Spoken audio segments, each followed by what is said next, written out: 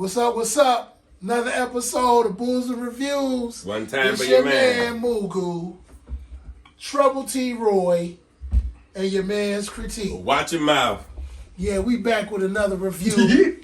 Yeah, this week the review is T. Roy's pick, and it's Tales from the Hood. Yeah, a movie executive produced by Spike Lee. But we're going to get into that, and directed by Rusty Cundiff. Rusty Cundiff. Yeah, but I'm going to let T. Roy take it from here. This is his pick. Okay, so we got Tales from the Hood. Came out in 1995. Directed by Rusty Cundiff. I'm really excited about this movie. It's something I've been wanting to review for a long time. Even since like we first started doing these reviews. Mm-hmm. I always was like the kid back in the day that looked forward to watching Tales from the Crypt every weekend. Wow. So when they made a movie called Tales from the Hood in '95 that had the horrors set into it, and it also told 4 stories that had to deal with something that we all could relate to. Different experiences being black. You have one story that starts off with police brutality. Another story that deals with slavery. Another story that deals with domestic violence and abuse. And black on black crime. And it's all told around a certain frame story between these 3 guys. It got a lot of great actors in it. Some memorable scenes, jokes. Special effects was off the hook. Man. Clarence Williams plays Mr. Sims, the funeral home director. The third. Memorable performance. Rest in peace to Clarence Williams. Yeah. You have the 3 guys. Samuel Monroe Jr. He plays one of the guys that come to the house. Anybody that remembers Samuel Monroe Jr.? He killed Kane in Menace to Society. Yeah. He Played also in Don't Be a Menace. Yeah, he was in Don't Be a Menace. He also played Junior and raped Ebony in Players Club. Club. So you got you got DeAndre Bonds. He plays in Snowfall right now as Scully. Yeah. He also plays Stacy in The Wood. In the Wood. Man. Another classic movie. Joe Torre is is the 3rd member. So you got these 3 friends that come to this funeral home. Poetic justice. And they I guess they're gang bangers, or they street dudes or whatever. So they come to this funeral home, and Mr. Sims answers the door, and based on the conversation they had prior to the movie, he promised them some drugs, which is reference to the shit through the whole movie. Yeah. So there's always, we talk about the shit. That's what they came there to get from. Right. So the whole time they in the house, the funeral home, I'm sorry, he's pretty much lullabying them with these 4 stories. Yo. They ready to just kind of get the drugs and go, but as he's leading them further and further through the house, you have the first story, which deals with a cop named Clarence. Clarence is a rookie cop, and he witnesses 3 other cops beating on activists. They come to find out this guy's an activist. His name is Martin Morehouse. That's pretty much a play on words. Yeah. And more of a homage to Martin Luther King. Martin Luther King went to Morehouse College. Exactly. First name is Martin. Preach. So they actually bust out his tail, like they beat on him. The whole time Clarence could have done something to, help another black man out, but he didn't. Right. Failed to do that, and he stuck with the certain police code of not, telling on his co-workers. Yeah. So these guys, they framed him. They damaged his reputation. It was revealed that they've been dealing drugs in the department, and they shot him up with drugs. They pushed his car into a lake and ruined his reputation. So you got Clarence a year later. He comes to find he's like a drunk now. He's in regret of what he did and what he didn't do, and he keep getting these visions of Martin Morehouse's spirit telling him to bring them to me. Bring him to me. Mm-hmm. And without giving away what exactly happens with that, he meets them at the cemetery. He lures them to the cemetery to his grave. And instead of them, feeling some kind of remorse, they go out to his grave and take a piss on his grave. And, I ain't going to give away exactly what, happened. I'm sure y'all, get a good idea of that. But just kind of moving on to the second story, which is a story called Boys Do Get Bruised. And that story is about a little boy named Walter that, as he's in school, it's revealed that he's being abused by somebody at home. He always refers to him as the monster. This story has real good acting in it. You got an appearance from the actual director, Rusty Cundiff, plays the teacher that's helping him. And the little boy is played by, I can't remember his name, Brandon Hammond, I think, but he plays in Soul Food. He's a little boy from Soul Food. And Also, you got David Allen Greer. the Detroit's D. own. From the D. David Allen Greer. David Allen Greer, baby. Memorable performance, a big departure from what you saw in Living Color and Blank Man. Clearly. He Played was the intimidating. shit. Played He the was shit scary in this one. Played But the also shit in this funny. short. He had some funny, but some terrifying moments. Almost too good. Like he done did this shit before. Yeah. Yeah. He nailed it with that. So yeah, that story it's pretty good. You have to stretch your imagination with this one, but it's also very relatable. Just as much as the first story. Yeah.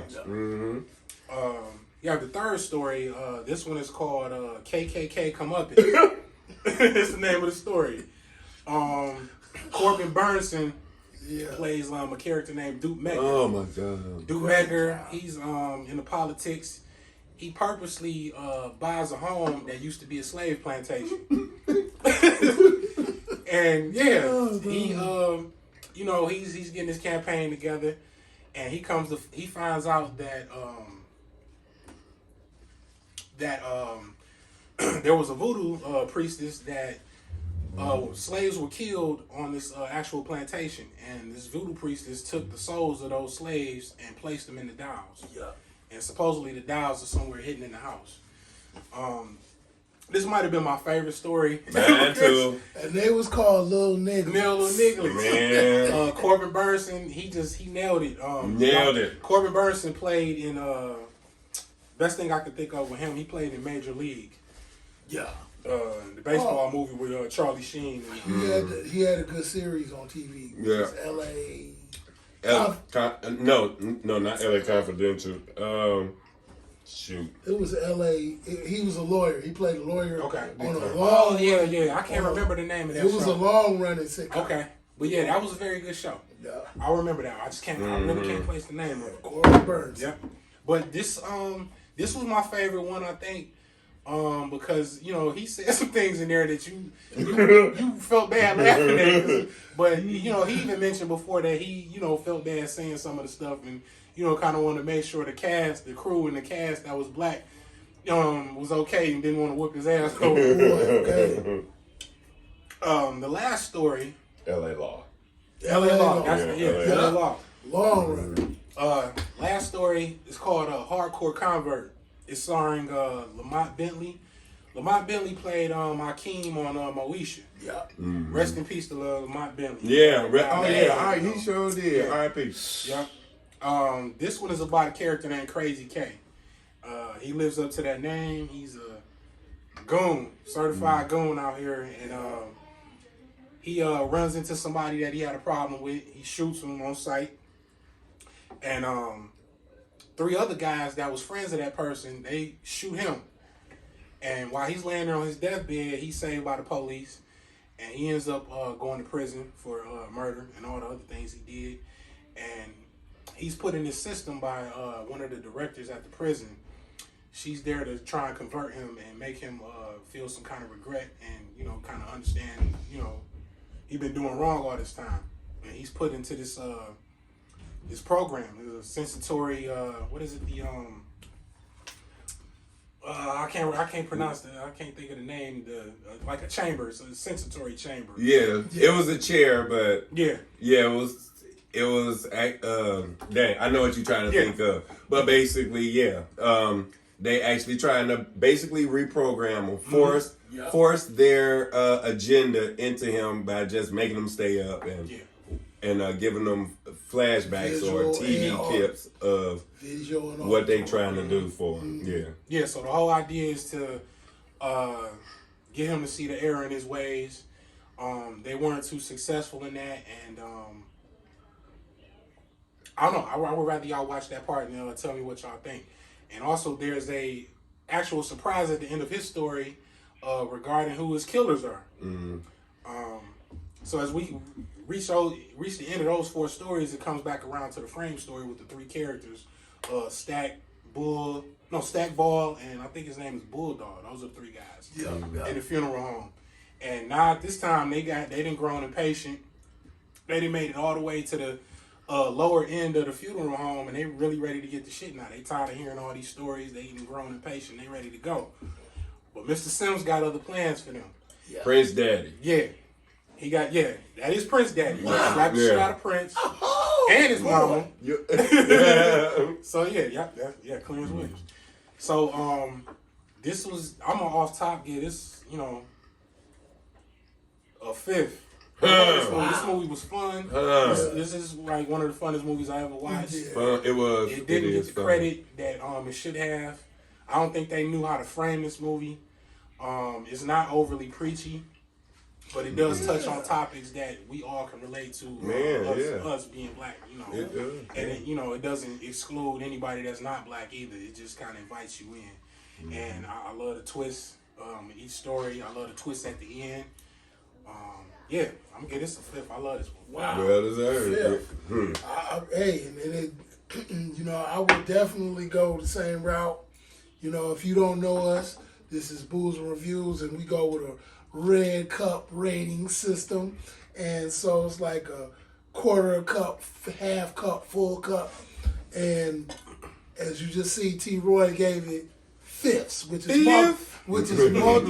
is multiple cups. Yeah, I love it. So I like how all of the stories were spread out.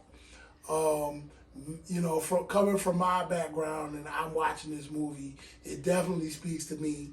It definitely has a lot of different things that I may have seen in my community, in my family, or heard about. Yeah. So a lot of those things definitely hit with me. Horror movies, to me, always have a comedy to them. As far as how people get killed and and what they say before and after, I always focus on that type of stuff. And what T. Roy was leading to was the number one statement. I ain't gonna say it's the number one, but I would think it's one of the highest rated sayings of this movie is, you want the shit, you're gonna get the shit. I promise you. And so in that particular case, and again, that it just made it funny, but at the same time, as you see the culmination of all these stories come together, at the end, it's gonna throw you all the way off. From the first story, loving to see the cops get what they deserve. Somebody who did not pose a threat to them outside of politically. Physically he didn't pose a threat to you, but you felt like you needed to kill him anyway. So I'm glad that you got it your way. And I'm glad, and from my hip hop view, I see that the graffiti is definitely a poignant part of this, and what actually speaks to what's his name? Clarence. Not Clarence, but the officer. The officer that his name was who become basically a drunken Billy, man. I think. He became a drunken man. Clarence was the black Clarence. He became a drunken mess and unbelievable. But then this spiritual undertaking made what he felt come to life, and it did it.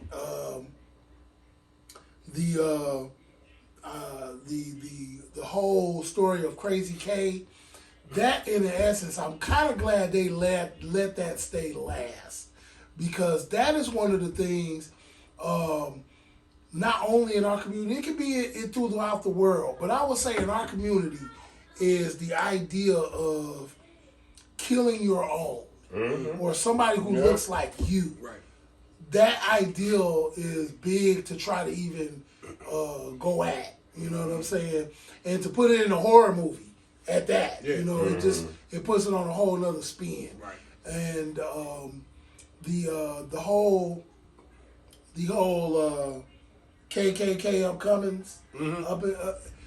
I just say this: if you believe in spirituality, you believe that this possibly happened, where these souls were put into. And if you don't know anything about voodoo, or in America it would be called voodoo, but really it's called voodoo, and really it's an amalgamation of a lot of different spiritualities that existed in Africa.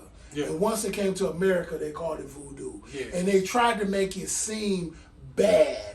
Evil. Because, they tried to make it seem like it was bad. Right. Or whatever. And you'll hear words of like Santeria, which those things, they try to make it seem like it's so bad. But it's a spirituality and a healing that comes along with that. Yeah. Talking to the ancestors. The medicine man, or those type of things. And those things come in play because how else would you move a soul into something else? But again, it's comedy that comes in with it with me with the dolls. Because just the fact that dolls are going to attack the grown man and be able to subdue him and basically kill him to the point where he's not able to do what he was doing before. It was just funny, and it was funny and real to me at the same time. Definitely. And then the story of the young man who was being abused by his wife or his mom's boyfriend. That's just, it's a bad deal, and you kind of look at it as the reverse karma. This guy's coming in and he's whooping everybody, and then at the end of the day, his abuser, the person that he's abusing, now has the power to destroy him. And that was just such a, that was a good end to that story. And then the underlying story that ends the movie, I mean, that in itself, that was just so funny, These guys go in there and thinking that they're doing a deal, and in actuality, they're coming to the end of their karma, which is the negative end of their karma. And I get that. I mean, the highest we give it in our system is a full cup, and I say I'll give this multiple cups, a fifth, however you want to say it. But now reviewing this movie, I've watched this movie before, and now reviewing it, I'll give it multiple cups, multiple full cups, multiple red cups, because it intrigued you, it gave you some comedy, and it gave you some suspense along the way. And I'll go right with that. Okay. So where you at, Critique? Man, I give it a fifth. I'm with T-Roy. I give it a fifth of Kentucky straight bourbon. You know what I'm saying? Wow. All right, I'm gonna get the real shit out the way. Crazy K story and the cop story. Relatable. Yeah, very. We've seen it before. Hell, we just seen the cop story. Man. We just seen the cop story with I'm sorry, y'all. Damn, what's I'm sorry, George Floyd. Yeah. It wasn't a black dude out there, but it was an Asian American out there. Yeah. He's one of us. Most of them don't think that they are us, but white folks don't like them either. Boy, you are Asian American. If you are not 100% white, if you're not Scottish, Irish, European, you pretty much black. You are a person of color. They got they come up. It was good. See, and that's the good thing about Tales from the Hood. They gave you real shit with a scent of. Think about this. And this was, when was this made? 1995, and we still going through this shit in 2020, 21, 22, 23. Yes. That made you laugh. It has some shit, and ain't nothing wrong with a movie that makes you feel something. No. You know, if you feel it, like if you watching some shit and you like, oh man, man, I done just wasted 2 hours of my life. I can't get back. It wasn't worth it. It wasn't worth it. But this movie, like, yeah, man, goddamn, maybe this will inspire somebody from a younger generation or somebody of our generation to get mad and do something. That's real. It was masterfully done. Crazy K story, same old thing. If you don't think that there is a system or something in place that if a person of color, hell, it might even be white folks don't give a damn about sometimes themselves. But if you don't think that there's something in place to where you get incarcerated and you are a guinea pig in the system, they're trying to see how does something manifest in you that they just thought up, then you are sadly mistaken. That is what warfare is. That is what chemical warfare is. Grab somebody that society has thrown away. Put this little agent we just made, put it in the air, see how he deteriorates from this. It's chemical warfare. It's just warfare. Like, you know, hey, he ain't got no family. He's in jail for life. You know, just because this thing with Crazy K was a visual reprogramming thing, I think the main thing was, you know, once you're thrown away, there's a certain population out there that will try something on you. That will, hey, let's just see how this works. Okay, those two are out the way. Let's get to the real shit. David Alan Grier's story. Detroit's on, baby. Detroit's on. Listen here. There is no way the lines that he said during that skit was written by somebody who... No, he had to ad-lib that. No, he ad-libbed all of that. Boy. Even if it was written by somebody black, they wasn't from Detroit because, number one, at that time, Detroit wasn't getting no writers in major films like this. Right. David Alan Grier played the shit out of that part. He played... Yes. And listen here, taking it from somebody... The real monster. Man, taking it from somebody who actually has seen his fair share of... Was he a stepdaddy? Or was he the boyfriend? I always came up like he was the boyfriend. I think he was the boyfriend. Okay, so they wasn't married. That wasn't his son, though. Okay, definitely wasn't son. I just wanted to see if that was stepdaddy. Okay, well, I don't have my fair share of boyfriends with my mom, but I got a fair share of stepdaddy issues, and I can tell you right now, David Alan Grier has played this part in real life. He did this shit so good. I bet you somebody filed a complaint on him during this set. Detroit's own, baby. I can tell you right now, this man has either been through this or he researched. Wow. He actually got somebody off the street to play this part just so he can practice. He nailed it. It was fun. Of a real actor. Yeah, it was funny. It was pulling your heartstrings at the same time, and it was real. Kudos to that. That skit was not the best, but it will get a 9 as far as reality, as far as how it came together, as far as the particular actors. And don't forget, your boy from Soul Food can play. Yeah, he can act, and he played that shit too. Now let's get to the KKK, man.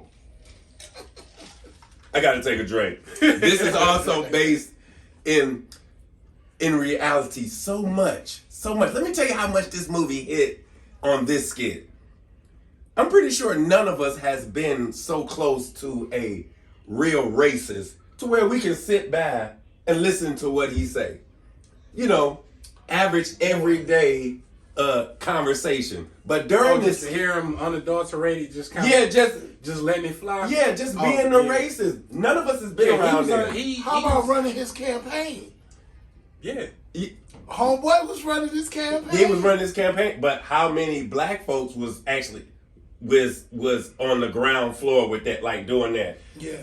The thing, what I'm saying is, Corbin Burnson never realized that he had the acting chops until I saw this movie. This skit was also a skit that I believe Corbin Burnson is. He gotta be racist.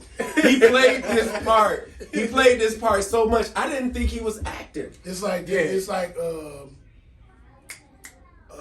man in Django. Leonardo DiCaprio. Leonardo DiCaprio. Yeah. He got it in. Well, but you know what? When you see Leonardo DiCaprio, you know you're getting this real textbook actor. You don't get that from Corbin Burnson until you see him in Tales from the Hood. It was raw, unadulterated hatred for black folks. Yeah. You knew he was acting, but you did not get the sense that he was acting. And he had a black dude running the campaign. Yeah. That's what I'm saying. The irony. Right. That's the beauty of a smart KKK person. Yeah. But when Mugu said that he called these little dolls who a voodoo lady placed the souls of slaves in, he was like, little nigga, I'm trusting you. I am a good impressionist. I'm a good impressionist, and I've done this impression for many people, and they've laughed. But Corbin Burnson, the way he said it, how he felt, his facial expressions, his nonverbal communication, I don't see nobody else that could have played it back in that time. 93, right? 95. 95. Yeah. Leonardo wasn't out yet. How about Tom wanted Cruise to wasn't, huh? Wanted to do it. Which He mean? had to be invested into that. I think, I yeah. gotta be invested You really to do gotta this. put your personal self aside if you're gonna play that role. Because you as an actor, you're gonna be like, man, how are they gonna view me? Will I get Yeah. more movies? You know, all that type He of didn't give a fuck. Exactly. I'm willing to bet that the writers, when they wrote this skit, they had Corbin Burnson already in mind. That's how much I feel that he's racist, or that's how much he played this part to the T. You have to see this movie. You have to see this movie. Not only will you laugh, you'll be inspired to think. You will be entertained. You will come back and make a comment on this thread and say like, "Dawg, I'm glad y'all put me up on this." If you haven't seen it, I don't even know why y'all ain't seen this yet. Like, yeah. So who was the plantation master in Django? What was the first guy? It was Leonardo DiCaprio. No. First one. He talking about Big Daddy. Crockett. Yeah, who was That was he? Don Johnson. Oh, Miami okay. Vice. That's Don Okay, Johnson. between Don Johnson Don and Johnson Corbin was Burnson. You took, Who was more Like, believable? boss, you want us to treat them like regular white folks? Yeah. That's not what I meant. That was the funniest line in that whole movie. Right. No, That was it for me. Corbin Burnson, I think would. Okay. Actually, he would have beat the shit out of Don Johnson's role in Django. Okay, then. Corbin Burnson, He was up there with Leonardo DiCaprio's character. He probably was that ruthless as like Calvin Candy. Like it's a movie that you should see, and I'm about to end it off. Yeah, I would give it a 5th of dark liquor, even though I'm drinking Absolute Citron. I would give it a 5th of dark liquor. You have to just, even if you ain't got nothing to do, watch it just for this one line Corbin Burnson said. Man, Yeah, that was so you funny. niggas. I actually, hey. Now I'm gonna blow off your little nigga balls. Until this movie came out, I didn't know what to call little black folks. I call them little nigglets too now. Man, this is a movie that you will enjoy. This is all the skits, like everything, the cover story, all the skits in it. The spin at the end. The spin at the end, like the thing at the end when it wraps around and it shows who Mr. Sims really is.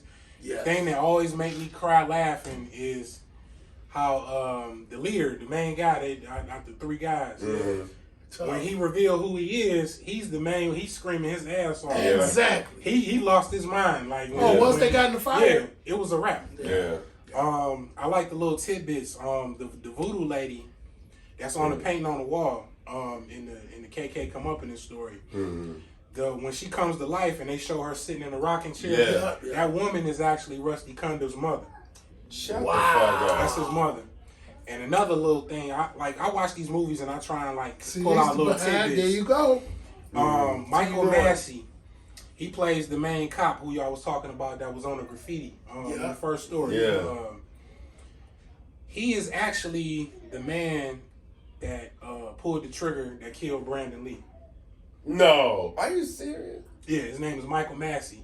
He played a character in the Crow movie as a Boy. fun boy. So he was actually he didn't kill him on purpose. So Yeah. No. that's a disclaimer. Right. You sure it wasn't no Alec Baldwin shit? No. Okay. They actually it was like a gun malfunction and That's what Alec Baldwin his is. his character was supposed to shoot Brandon Lee's character in the Crow. Okay. But he was the actual person that fired the gun that killed Brandon Lee. Named Michael Massey. And what happened? Hold on. So now, He didn't What go to has jail he for done it. after that? Tales from the Hood. And that was it? Probably some other stuff, but Yeah. rest in peace to him. I think he passed away too. Decent actor. Damn. Yeah, Michael Massey. But yeah, it's funny how that happened. Dog, come come kill on. Brandon. Man, you supposed to go into a little cubby hole and just shrivel up and die when you kill Bruce Lee's son. Oh boy. They say he was depressed about that for a long time. He probably, that's a tough thing to get over. All right, well, I don't want to wish no. Especially when it's Rest supposed in to be peace. a Yeah, movie R.I.P. and I'm just acting it. Right. I'm not supposed to be doing it. Yeah. Damn.